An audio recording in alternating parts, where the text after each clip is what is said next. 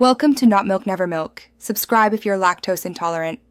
In this video, I will explain how to put your Jeep Grand Cherokee into neutral.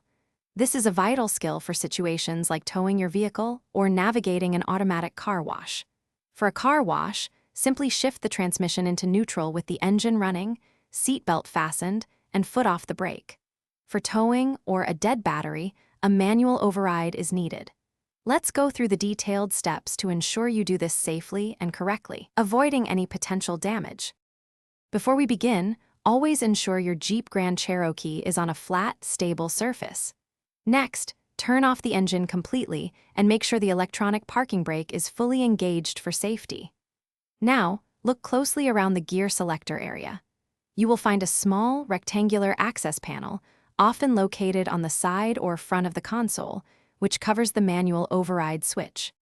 With the access panel located, carefully use a small flathead screwdriver or a similar tool to gently pry it open. Be mindful not to scratch or damage the surrounding trim.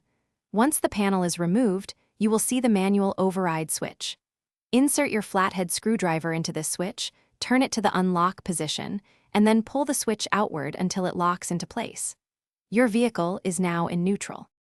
After engaging the override, gently try to push your Jeep Grand Cherokee to confirm it rolls freely, indicating it is successfully in neutral.